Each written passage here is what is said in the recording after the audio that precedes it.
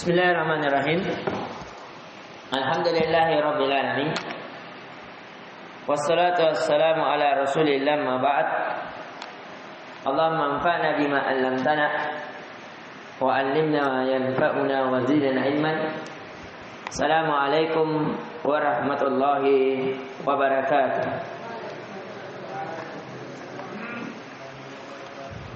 Alhamdulillah, di pertemuan kali ini kita kembali memuji dan mengagungkan Allah Subhanahu wa taala yang telah memudahkan kita. Alhamdulillah sudah masuk di juz 27 di surah At-Tur, yang dimana sebelumnya kita telah mengkaji, telah memperdalam di surah Qaf dan surah Az-Zariyat, yang dimana kita ingatkan kembali dari pelajaran-pelajaran dari surah Az-Zariyat.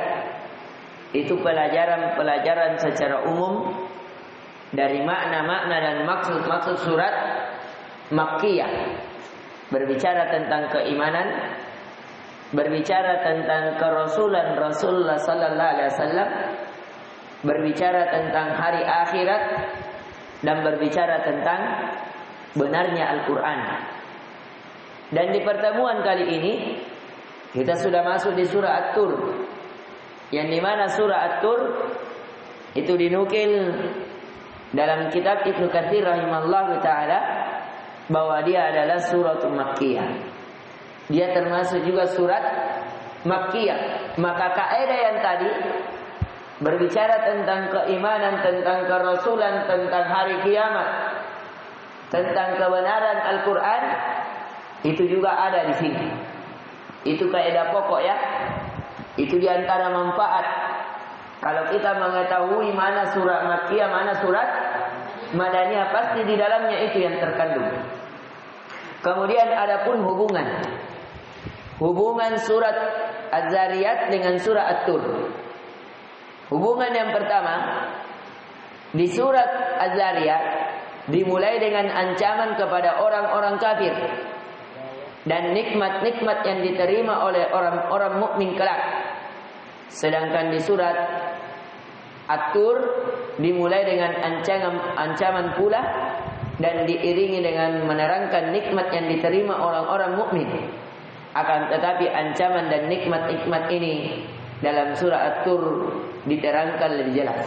Jadi di sini singkatnya, kesamaan surat At-Tur dengan Az-Zariyat diawali dengan apa? Ancaman dan pengingatan akan nikmat. Ditulis diawali dengan ancaman,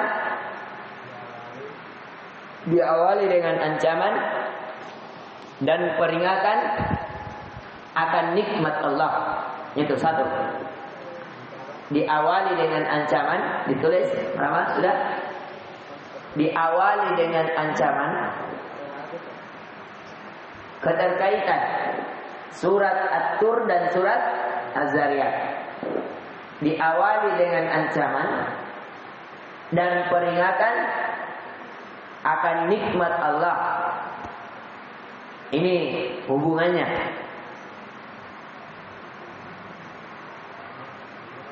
Dimulai dengan atau diawali dengan ancaman dan peringatan akan nikmat. Akan nikmat hidayah, akan nikmat kerasulan, akan nikmat Islam, akan nikmat ketaatan, akan nikmat mengingat hari akhirat. Itu semuanya kenikmatan. Ya, maka dari itu banyak Allah tegur tentang bagaimana apa? Dari kenikmatan atas diutusnya Rasul kepada mereka. Kemudian yang kedua, sama-sama dimulai dengan sumpah. Ya, kalau di surah Az-Zariyat Allah berfirman waz-zariyati zarwa. Kalau di surah At-Tur wat-tur wa kitabim mastur wa fi raqqin mansyur wal baitil ma'mur was saqafil marfu' wal bahril masjur. Itu sumpah. Ya, sama di surah Az-Zariyat. Jadi apa tadi? Dimulai dengan sumpah. Dengan menyebut, disambung ini dengan menyebut ciptaannya. Ini kesamaannya. Dengan menyebut ciptaannya. Yang terakhir,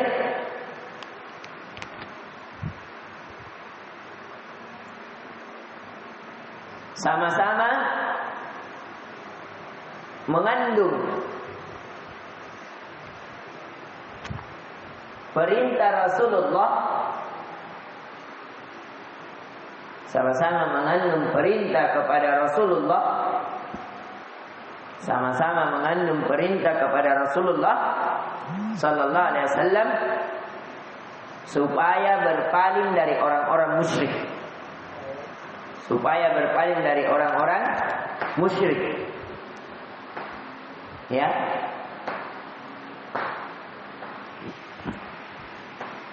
Supaya berpaling dari orang-orang musyrik. Kemudian kita masuk di surat. Tadi surah At-Tur ini surat apa? Makkiyah. Ya, terdiri dari 49 ayat. Kemudian kita masuk maksud surat. Maksud surat.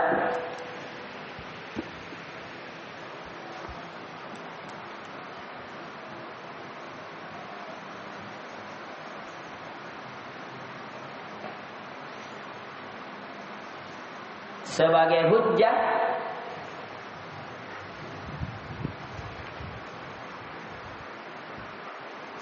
hujjah dan bukti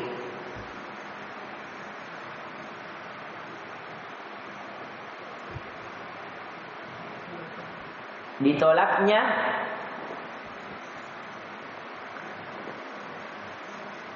syubhat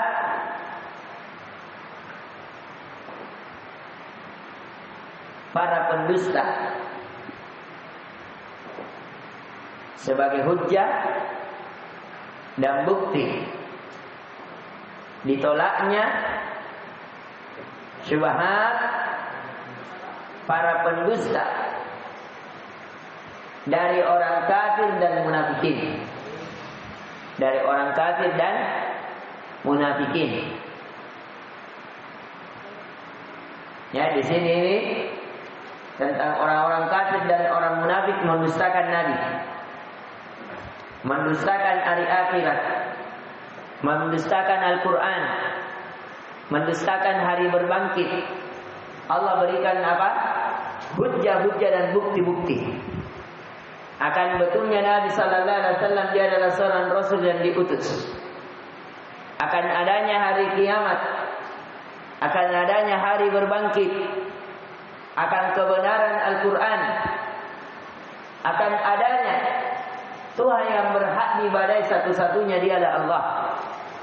Di sini nanti akan kita lihat bagaimana keberhakan semua ini itu diceritakan dalam surat Tur.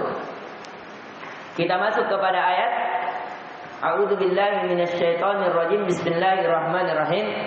Wat-Tur, demi bukit Tur. Tur ini terjadi dua pendapat dalam kalangan ulama mufassirin. Ya, ada dua pendapat dalam memaknai At-Tur. Pendapat yang pertama, At-Tur adalah bukit Tursina, yaitu tempat Nabi Musa berbicara dengan Allah, mengambil wahyu. Ini pendapat yang pertama. Satu, Tur, bukit Tursina. Itu saja, jadi tulis Tur sama dengan bukit Tursina satu. Jadi caranya kalau ada dua pendapat, supaya memudahkan antum dalam meringkas, kasih begini. Ya, buat begini. Coba lihat At-Tur. Buat begini. Kalau dua pendapat dua, kalau tiga, empat, begitu. Ini namanya metode apa? Menulis secara ringkas. Seperti misalnya Tur. Ya, bermakna apa? Tursina. Ya, begini saja. Oh, bukit Tur itu adalah bukit Tursina. Apa itu ke Bukit Tur Sina kasih di sini. Maka kallama Musa. Kasih begitu. Ya. Kemudian yang kedua, ya, ada yang mengatakan At-Tur Jabalun Al-Musmir, yaitu gunung yang terdapat tumbuh-tumbuhan di dalamnya. Terdapat tumbuh-tumbuhan dalamnya. Makanya dalam bahasa Arab, kalau dikatakan Tur, yang dimaksudkan adalah gunung yang terdapat tumbuh-tumbuhan padanya. Seperti kita banyak di Indonesia. Kalau di Arab beda. Kalau dikatakan Jabalun, itu gunung. Tapi gunung yang tidak ada tumbuh-tumbuhan seperti di Mekah. Seperti di Madinah. Ada antum pernah lihat pohon-pohon di gunung-gunungnya yang dekat Mekah dan Madinah? Tidak ada, dia tandus, hanya gunung saja. Tidak ada pohon di dalamnya. Tidak ada pohon yang tumbuh padanya. Itu namanya dalam bahasa Arab Jabalun. Apa? Jabalun. Dia hanya gunung saja, tidak ada pohonnya. Tapi kalau nak katakan orang-orang, kalau dikatakan oleh orang Arab Tur, yang dimaksudkan adalah gunung yang memiliki pepohonan. Itu makna yang kedua. Dan makna yang kedua ini yang dipilih oleh Ibnu Katsir rahimallahu taala. Ya. Adapun Abdurrahman bin Nasir As-Sa'di, begitu pula yang dikuatkan oleh Mukhtasar, yang dimaksudkan adalah ya gunung yang tempat berbicaranya Nabi Musa alaihissalam. Dan ini pendapat yang paling benar. Tapi perlu diperhatikan bahwa Ibnu Katsir memilih pendapat yang kedua masuk di dalamnya pendapat pertama. Karena dalam ilmu tafsir selalu ini juga kaidah ya. Kaidah perlu diperhatikan oleh mufassir. Ya, ini kaidah dicatat baik-baik. Perbedaan pendapat dalam ilmu tafsir itu namanya ikhtilafut tanawwu. Perbedaan yang berjenis, yang beragam. Tidak ada pertentangan di dalamnya. Seperti misalnya ini. Penafsir mengatakan bahwa Tur artinya Bukit Tur Sina yang tempat berbicara Nabi Musa. Sedangkan penafsir yang lain mengatakan dia adalah gunung yang tumbuh padanya apa? Tumbuh-tumbuhan. Sekarang apakah bertentangan? Jawabannya tidak. Ya. Karena gunung yang dimaksudkan yang tumbuh padanya tumbuh-tumbuhan, masuk di dalamnya gunung yang dimana Nabi Musa berbicara. Jelas atau tidak? Seperti dalam tafsir, ketika para penafsir menafsirkan ihdinas siratal mustaqim, tunjukilah kami jalan yang lurus. Jalan yang lurus, penafsir mengatakan hulaikal anbiya, mereka lah jalannya para nabi. Penafsir lain mengatakan ulaika humus salihun, mereka adalah orang-orang saleh. Penafsir yang lain mengatakan siratal mustaqim huwal Islam, jalan yang lurus adalah Islam. Ayat sebagian yang lain hum tariqun Nabi sallallahu alaihi wasallam wa ashabu, jalan yang lurus adalah jalannya para sahabat, ya, Nabi dan para sahabatnya. Ya, apakah semuanya ini bertentangan? Tidak. Ya, jalan yang lurus adalah jalannya para nabi, orang-orang soleh, jalannya Nabi sallallahu alaihi wasallam, jalannya para sahabatnya. Itulah Islam. Bertentangan tidak lima ini? Tidak. Ini namanya apa? Tafsir tanawwu. Ini kaidah ini yang paling penting. Jadi perbedaan pendapat dalam ilmu tafsir itu namanya perbedaan tanawwu, perbedaan yang bisa digabungkan seluruh pendapat. Beda dalam fikih ya. Kalau dalam fikih misalnya ini haram, ini halal, beda. Halal dan haram tidak sama. Ini makruh, ini haram, beda. Ya, makruh dengan haram tidak sama, beda definisinya. Itu kalau dalam fikih, tapi dalam tafsir dan di dalam tafsir ini yang banyak. Perbedaan pada makna, tapi kesamaan pada maksud. Ya ini selalu kita ingatkan. Ya, jadi tidak bertentangan. Dan pendapat Ibnu Katsir kita kuatkan karena dia lebih mengumpulkan seluruhnya. Ya, kalau saya pribadi, kenapa lebih pilih pendapatnya Ibnu Katsir, saya ikuti kekuatan Ibnu Katsir karena mengumpulkan semuanya. Beliau mengatakan apa? Allah bersumpah demi gunung-gunung yang terdapat padanya tumbuh-tumbuhan. Ya, termasuk di dalamnya gunung yang dimana Nabi Musa apa? Berbicara dengan Allah, masuk. Ya. Nah, cuma bedanya ini tadi umum, ini khusus. Mengkhususkan satu gunung saja. Itu perbedaannya. Tapi yang lebih kuatnya insyaallah taala yang dipilih oleh Ibnu Katsir dengan berdalilkan al-jam'u aula min tariqatit tarjih ma'al imkan. Menggabungkan dua pendapat berbagai riwayat itu lebih kuat dibanding memilih salah satunya jika memungkinkan untuk digabungkan.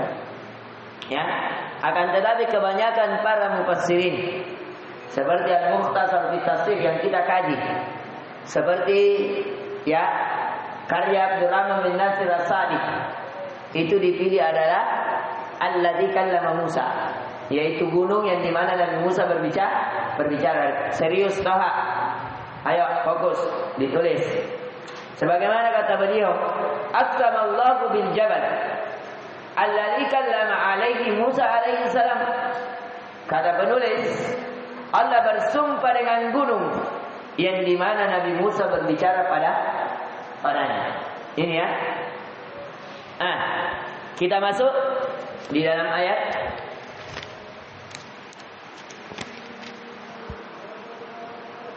Ya. Wa kitabim mastur. Jadi afwan, Bukit Tur tadi ada berapa pendapat? Dua. Yang pertama Bukit Tur Sina. Bukit Tur Sina, bukit apa ini? Bukit tempatnya Nabi Musa berbicara. Yang kedua, bukit ini gundul atau berpepohonan? Berpepohonan. Pendapat yang kedua? Ya, apa? Jabalun. Cocok bisa Jabalun. Dua-duanya Jabalun. Ya, tapi apa perbedaannya? Ya, gunung terdapat tumbuh-tumbuhan. Ini dua makna. Ya. Pendapat ini dikuatkan oleh Ibnu Katsir dalam tafsirnya. Ya. Kemudian kita lihat wa kitabim mastur, dan demi kitab kata Allah yang telah ditulis. Kitab apa dimaksudkan di sini? Lauh Mahfuz. Bukan kitab yang ada di catatan para malaikat yang mencatat amal kebaikan dan keburukan kita. Bukan. Tapi yang dimaksudkan adalah catatan kitab yang telah ditulis 50.000 tahun sebelum penciptaan langit dan bumi. Kitab yang berada di Lauh Mahfuz. Ayo, bagus. Ya, kitab yang berada di mana? Lauh Mahfuz. Ya, itu namanya wa kitabim mastur. Dan demi kitab yang telah ditulis. Kitab apa dimaksudkan sini? Kitab yang ada di Lauh Mahfuz. Ya, kitab yang ada di Lauh Mahfuz itulah yang masuk dalam hadis. Rufi al-qalam wa juffifas suhuf. Telah diangkat pena dan apa? Tinta telah kering. Itu yang dimaksudkan. Kemudian kata Allah, fi raqqim mansyur, dan pada lembaran yang terbuka. Dan pada lembaran yang terbuka. Ya, yaitu kitab yang diturunkan. Kata penulis di sini, fi waraqim mabsutin maftuhin kal kutubil munazzalah. Ya, yaitu apa? Kitab yang telah dibentangkan, yang telah dibuka, seperti kitab-kitab yang diturunkan. Seperti Al-Quran ini, terbentang ini. Siapa saja yang bisa buka, ya, buka itu kitab yang diturunkan oleh Allah. Seperti kitab Taurat, kitab Injil, kitab sabur, itu dibentangkan oleh Allah. Ambil pelajaran di dalamnya. Ini bisa dibuka biar 24 jam. Buka, ambil pelajaran di dalamnya. Allah bentangkan hidayah. Allah bentangkan jalan yang mana yang hak, yang mana yang batil di dalamnya selama antum ingin mengambil apa? Pelajaran di dalamnya. Allah bersumpah demi kitab-kitab yang telah dibentangkan itu. Ya, wal baitil ma'mur. Dan Allah bersumpah dengan Baitul Ma'mur. Baitul Ma'mur ini adalah tempat di atas langit 7. Baitul Ma'mur dia adalah tempat di atas langit 7. Yang dimana dalilnya pernah Nabi sallallahu alaihi wasallam berisra Mi'raj. Pernah Nabi sallallahu alaihi wasallam apa? Berisra Mi'raj.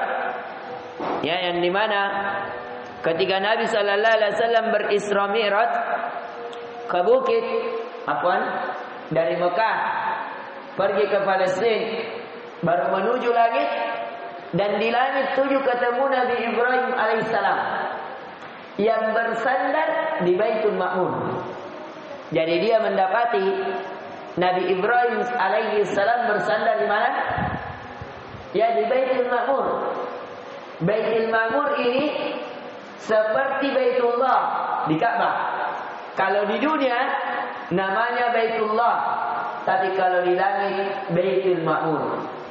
Di sana tempat tawafnya para malaikat, sebagaimana di Baitullah tempat tawafnya para manusia. Jadi ditulis Baitul Ma'mur terletak di langit 7, tempat tawafnya para malaikat. Di langit 7 tempat tawafnya para malaikat.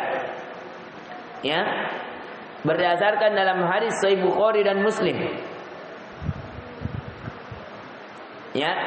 Kata Nabi sallallahu alaihi wasallam fi hadisil Isra, ba'da mujawazati ila samai sabi'ah, setelah menuju ke langit ke-7, summa rufi'a bi ilal baitil ma'mur, kemudian dia diangkat menuju ke Baitul Ma'mur. Wa idza huwa yadkhulu fi kulli yawmin 70,000 la ya'udu ilaihi akhir ma alaihim. Yang dimana Nabi menyaksikan bahwasanya di Baitul Ma'mur ini setiap harinya ya akan masuk 70.000 malaikat. Jadi di Baitul Ma'mur itu setiap hari masuk 70.000 malaikat dan tidak bisa lagi keluar. Jadi setiap hari ada 70.000 malaikat yang tambah tawaf. Besoknya lagi begitu, besoknya lagi begitu, hingga hari ini. Ya, setiap harinya masuk 70.000 malaikat. Bayangkan ini. Dan di sana di Baitul Ma'mur apa? Adalah tempat tawafnya para malaikat. Kenapa Nabi Ibrahim ada di situ bersandar? Ya, kata para ulama, karena Nabi Ibrahim beliau yang membangun Ka'bah. Sehingga kata para ulama al-jaza min jinsil amal. Balasan itu sesuai kadar amalan. Karena Nabi Ibrahim yang membuat di muka bumi dibangun kembali Ka'bah untuk orang tawaf, maka dia diberikan kemuliaan masih boleh tawaf di langit. Ya, itu dia diberikan. Kemudian kita lihat kata Allah wal baitul ma'mur. Dan saya bersumpah dengan Baitul Ma'mur, yaitu bait, rumah, tempat ibadah para malaikat di langit, yang terletak di langit 7, yang dimana setiap harinya masuk 70.000 malaikat, yang di dalamnya terdapat juga Nabi Ibrahim alaihi salam. Kemudian kata Allah wasaqafil marfu', dan atap yang ditinggikan yaitu langit. Allah bersumpah demi langit yang ditinggikan. Jadi Allah meninggikan langit itu bukan perkara biasa. Ya, perkara yang luar biasa. Wal bahril masjur, dan laut yang di dalam tanahnya ada api. Di sini pelajarannya bahwasanya di dalam laut ada api. Ustaz, bagaimana bisa? Nah, bukankah di dalam laut itu air, tapi ada api? Iya. Di dalam laut pernah penelitian tentang ayat ini banyak menjadikan penelitian dari orang-orang barat masuk ke dalam Islam. Karena pernah para penyelam barat mendapatkan betul, telah dikabarkan dalam Al-Quran bahwasanya di dalam laut itu ada api. Jadi ada api yang dia tidak bisa dipadamkan, dia menyala terus walaupun ada air. Ya, seperti kalau api-api gunung-gunung Merapi itu, antum lihat biar berada apa? Di dalam air tetap menyala terus. Ya, seperti juga yang pernah menjadikan orang-orang barat masuk Islam tentang ayat bahwasanya di dalam laut itu ada sungai-sungai. Jadi di dalam laut ada sungai.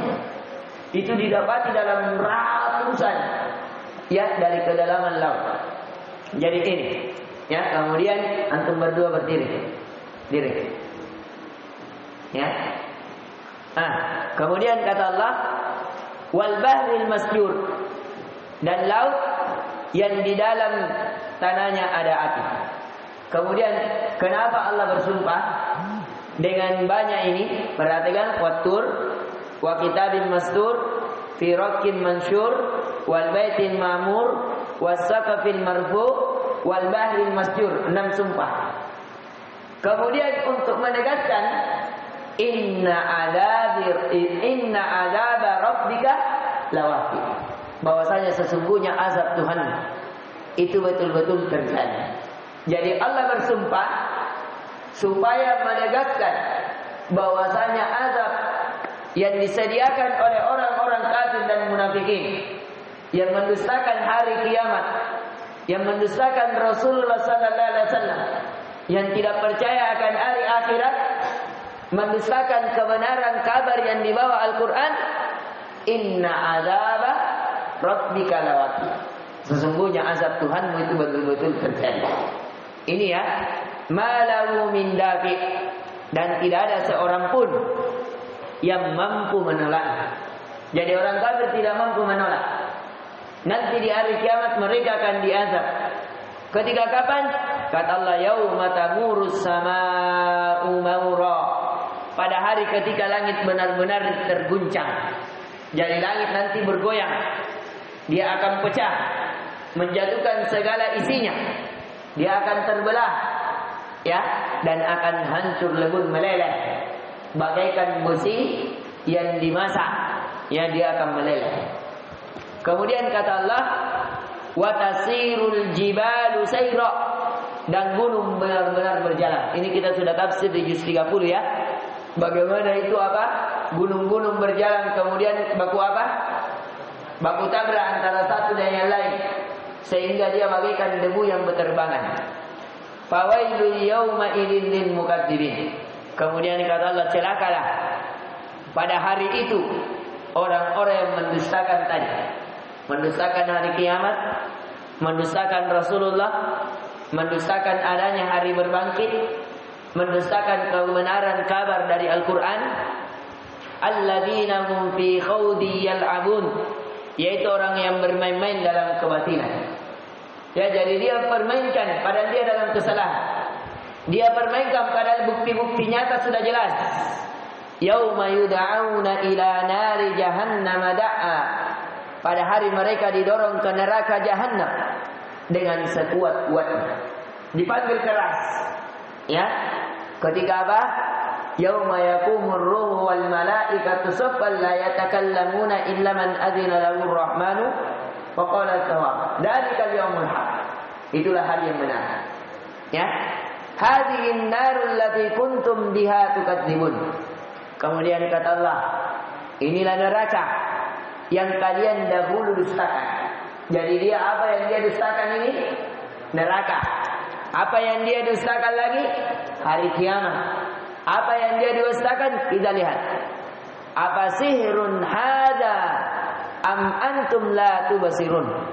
Apakah ini sihir ataukah kamu tidak melihat? Nah, coba lihat. Ini yang api yang kau sudah rasakan, sihir itu yang dikabarkan oleh Nabi, yang dikabarkan oleh Al-Quran, bahwa orang kafir akan diazab dengan api neraka. Dia akan kekal di dalamnya. Islauha fasbiru aw la tasbiru sawa'un alaikum. innama tujzauna ma kuntum ta'malun. Masuklah kamu ke dalamnya, kata Allah. Rasakanlah panas apinya. Maka baik kamu bersabar atau tidak, sama saja bagimu. Kamu diberi balasan terhadap apa yang telah kamu kerjakan. Sabar menghadapi api itu atau tidak sabar sama saja. Terserah. Pokoknya ini kau rasakan sudah. Ya, yang kau dustakan dahulu ketika apa? Nabi Muhammad kabarkan bahwa beriman, kalau kamu kufur kau akan diazab dengan api neraka.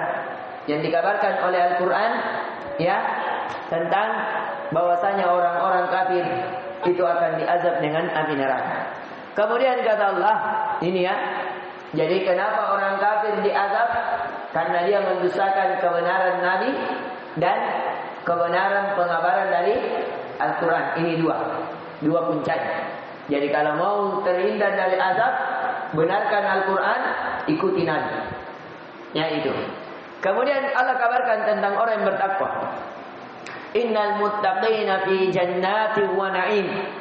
Sesungguhnya orang-orang yang bertakwa, kata Allah, orang-orang yang mempercayai akan ada hari berbangkit, kebenaran Rasulullah, kebenaran Al-Quran, melakukan perintah menjauhi larangan, itulah orang-orang yang bertakwa. Fi jannati wa na'im. Mereka di dalam syurga yang penuh kenikmatan. Ya. Fakihina bima atahum rabbuhum wa waqahum rabbuhum adzabal jahim. Mereka bersukaria dengan apa yang diberikan kepada mereka oleh Tuhan mereka. Bersukaria itu apa? Berbahagia. Ya, kayak orang yang bukan joget-joget. Jangan dipahami di sini joget-joget, karena ada sebagian yang viral di YouTube, ya, bahwasanya ada dalil tentang bolehnya orang berjoget-joget. Naudzubillah. Berbahagia itu tidak mesti dengan joget, tapi dia apa? Penuh kegembiraan di dalam hatinya. Ya. Kenapa dia bersukaria? Bima atahum rabbuhum. Terhadap apa yang Allah berikan kepada mereka. Berupa apa? Wa waqahum rabbuhum adzabal jahim. Karena dia telah dijauhkan dari azab yang pedih, yaitu azab neraka. Kulu wasrabu hani'an bima kuntum ta'malun. Kata Allah kepada mereka penduduk surga ini. Siapa tadi penduduk surga? Orang yang bertakwa. Makanlah kamu, minumlah kamu dengan nyaman, dengan enak. Hani'an, hani'an itu makan lezat, nyaman, tenang. Ya, karena tidak semua makanan lezat. Tidak semua makanan bisa dinikmati. Tapi penduduk surga, semua makanannya dia nikmati. Semua minumannya tidak ada bilang, nggak enak ini, masih banget sini. Ikat Cina tidak ada. Hanian, betul-betul enak, lezat, puas dia dengan makanan dan minuman yang Allah berikan. Bima kuntum ta'malun. Disebabkan apa yang kalian amalkan. Apa amalannya? Dia beriman kepada Allah, beriman kepada hari akhirat, beriman kepada Rasul, beriman terhadap ketaatannya kepada Allah, bahwa dia akan dibalas. Ya, beriman terhadap Al-Quran. Apalagi diberikan kepada mereka? Muttaqiina ala sururin masfufa. Mereka muttaqi, ini namanya ittika. Ini begini orang bersandar ala sururin, di atas ranjang-ranjang masfufa yang bersop-sop. Kenapa ranjang-ranjangnya bersop? Karena setiap satu ranjang di situ satu istri, satu bidadari yang ditunggu. Jadi mereka di atas bersantai-santai di atas ranjang-ranjang yang berbaris. Setiap ranjang, ya setiap satu orang minimal 70 ranjang. Karena setiap orang 70 bidadari yang menunggu situ berdandan dengan indah, yang dimana bidadarinya ini adalah perawan, yang dimana matanya Allah, ya matanya besar, yang putihnya putih bersih, hitamnya hitam betul, yang kalau dilihat menjadikan hati runtuh, ya badannya besar, ya enak dinikmati. Baru dia termasuk perempuan yang mentok. Tidak tua, tidak terlalu muda, kecil, tidak. Tapi dia pertengahan. Yang putihnya bayangkan lebih putih dibanding susu. Ya, yang tidak ada bau lagi, bau mulutnya tidak ada kecicanya, tidak bilang mau dipeluk-peluk, jangan dulu mau pergi kencing, tidak ada. Pokoknya siap dinikmati. Ya, tidak ada lagi kata capek pada dia. Nanti dulu sakit-sakit badan, kalau tidak bisa temani, tidak ada. Pokoknya dia melayani terus. Ya, seseorang diberikan kekuatan bergaul lebih dari 100 orang kuat. Jadi dia 70 orang dia layani masih bisa, masih kuat. Ya, itu kenikmatan yang Allah berikan. Apalagi kata Allah, ya, wa zawwajnahum bihurin 'ain, dan kami nikahkan. Setelah dia dapat apa tadi? Kasur-kasur. Dia bersantai-santai di atasnya. Wa zawwajnahum, kami nikahkan dia bihurin 'ain. Dengan apa? Hurin 'ain, yaitu bidadari yang cantik bermata jernih. Allah katakan hurin 'ain, yang enak dipandang. Tidak ada yang pandang kecuali hatinya jatuh. Artinya jatuh ke wanita itu langsung mau, ya, seakan-akan tidak sabar. Ya, makanya para sahabat ketika mengetahui ayat ini, ketika dalam perang masih ada makanan, dia lihat sudah ada bidadari, sudah dia lihat surganya, sudah di medan perang. Ada beberapa kurma di genggaman tangannya. Ternyata Allah perlihatkan di depannya, sudah lihat surganya, lihat bidadarinya. Akhirnya apa dia katakan? Dia baru mau makan kurmanya, langsung dia buang. Dan tidak sabar mau masuk ke surga dan menikmati bidadari-bidadari. Akhirnya maju di medan perang dan dia mati, akhirnya syahid. Dikabarkan bahwa dia telah disusul, dijemput oleh bidadari yang dia lihat ketika di medan perang. Ada sahabat begitu, diperlihatkan memang surganya oleh Allah dengan, kalau kita sudah lihat ini, ya, entah dalam mimpi, saya saja tidak lihat, hanya baca bukunya, seakan-akan ya lebih baik meninggal. Seandainya saya ada jaminan bahwa saya masuk surga, diberikan bidadari, meninggal lebih bagus. Allah lebih enak, ya, di sana. Kemudian kata Allah, walladzina amanu wattaba'uhum dzurriyyatahum biimanin alhaqna bihim dzurriyyatahum wama alatnahum min amalihim min syai' kullu imri'in bima kadzaba rahim. Dan orang-orang yang beriman dan mereka, ya, anak-anak cucu mereka mengikuti mereka dalam keimanan. Kami hubungkan anak cucu mereka dengan mereka, dan kami tiada mengurangi sedikit pun dari pahala amal mereka. Tiap-tiap manusia terikat dengan apa yang dia kerjakan. Jadi di sini kenikmatan yang lebih lagi. Sudah dikasih ranjang-ranjang yang tersusun, dinikahkan oleh bidadari, dipertemukan lagi dengan anak-anak dan cucunya. Ya, akan tetapi syaratnya apa? Yang mengikuti keimanannya. Ya, betapa bahagianya kita. Sudah banyak istri, ada istana, punya kebun-kebun, sudah diberikan apa yang kita mau makan, yang mau kita minum. Kira-kira kalau ada lagi keluarga, kita dipertemukan dengan anak-anak kita, istri-istri kita, cucu-cucu kita yang dulu di dunia, ini menambah kebahagiaan atau tidak? Pasti menambah kebahagiaan. Kata Allah, kami masukkan anak-anak dan cucu-cucu mereka yang sama dengan mereka keimanannya. Jadi kuncinya kalau mau bersama keluarga kita yang di akhirat, di surga, harus mereka bersama keimanan kita. Ini yang bisa kita ingatkan. Kemudian Allah katakan, wa amdadnahum bi faqihatin wa lahmin mimma yashtahun. Dan kami beri mereka tambahan dengan buah-buahan dan daging. Allah, dikasih lagi buah-buahan, bukan cuma ranjang, bukan cuma dikasih nikah, bukan cuma dikasih sama keluarga, dipertemukan mereka. Kata Allah, kami berikan mereka buah-buahan dan daging. Daging apa mau minta? Daging unta, daging sapi, daging kambing, daging ayam, pokoknya semua jenis daging Allah kasih. Dari segala jenis yang mereka inginkan. Semua jenis, mau daging burung, Ustaz, Ya Allah, moga daging yang paling mahal di dunia, daging yang paling enak di dunia. Daging apa? Daging ikan paus. Dan yang pertama kali dimakan oleh manusia di surga adalah hati ikan paus. Ya, makanan yang pertama kali itu.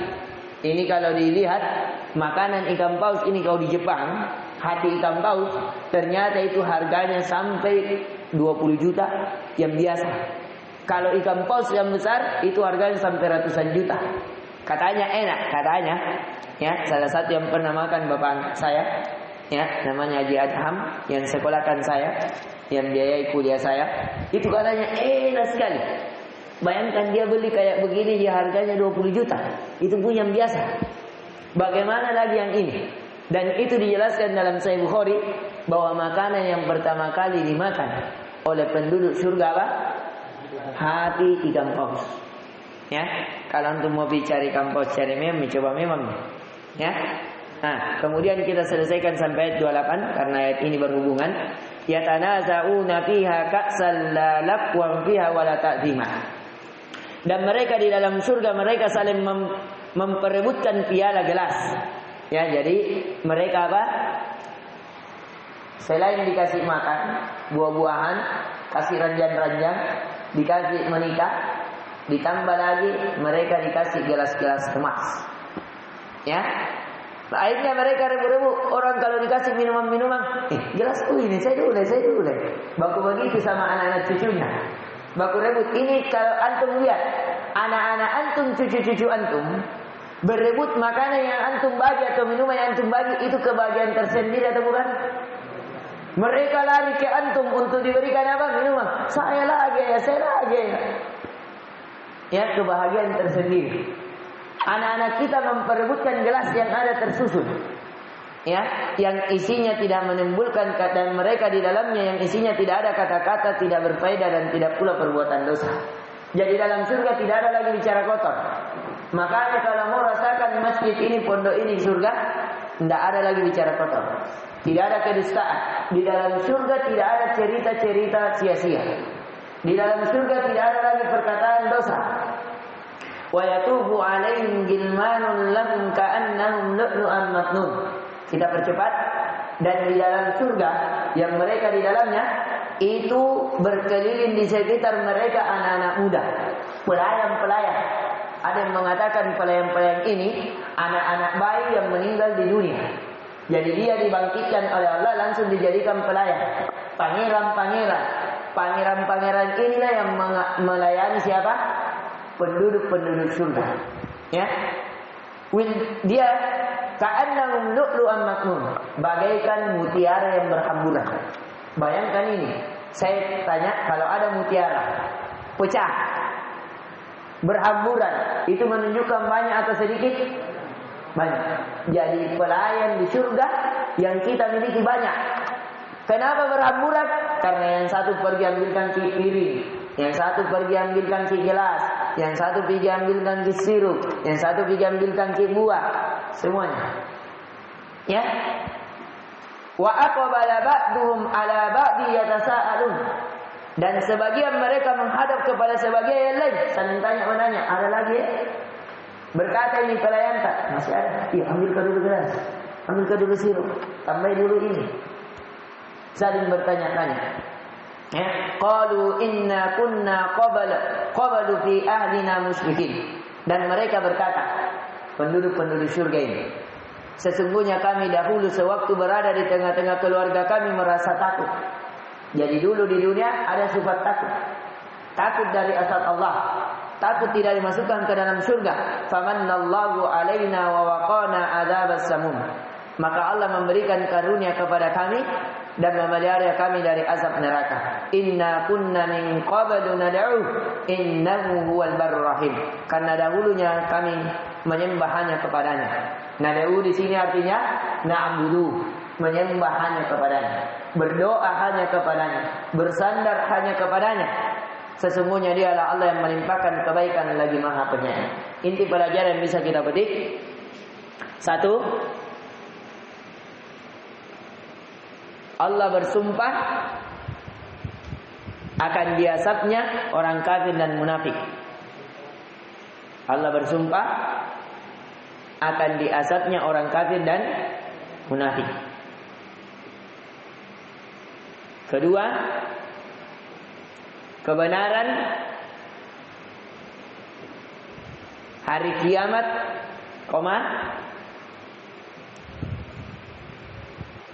berbangkit,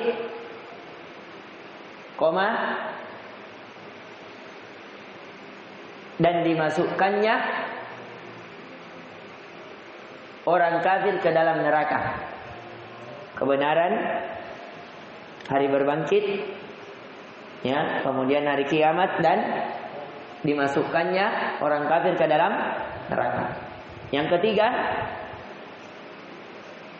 orang yang bertakwa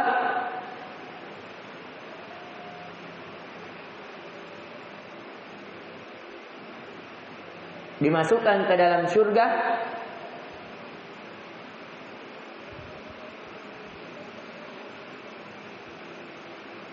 yang penuh kenikmatan.